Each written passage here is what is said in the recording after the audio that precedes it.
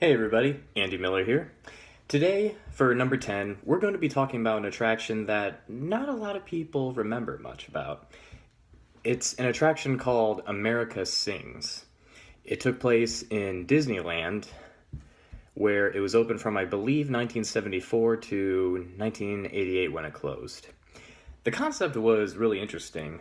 They closed down the original Carousel of Progress in Disneyland and they replaced it with America Sings, where an animatronic eagle named Sam, Muppets reference right there, takes you on a journey throughout the history of America, where they sing all kinds of songs with like Yankee Doodle and a bunch of others that I couldn't really remember.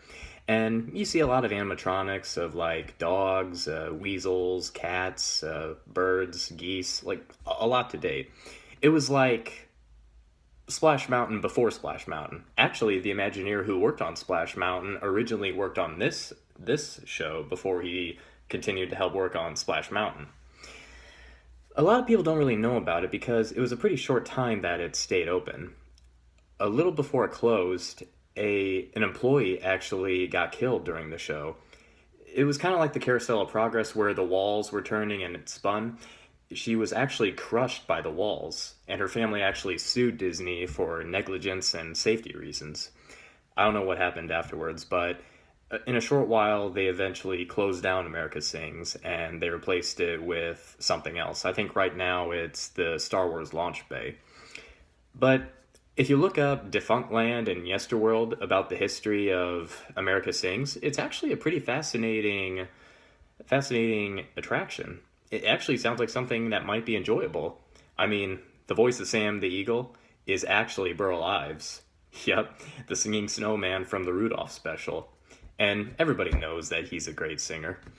But with it gone, it's also nice to know that there's a lot of Easter eggs hidden all over Disney parks that tribute America Sings. Do you remember the ending to Splash Mountain? Well, if you look at the showboat, a lot of those animatronics, those dancing like pigeons and eagles and stuff, a lot of those were from America Sings. They figured, nobody's going to use these animatronics. Why don't we just use them for Splash Mountain? And since they were designed by the same Imagineer, it made sense to put them in there. But another special Easter egg, you know those skinny droids at Star Tours? Those are actually geese with the skin removed and bared down to the mechanical endoskeleton.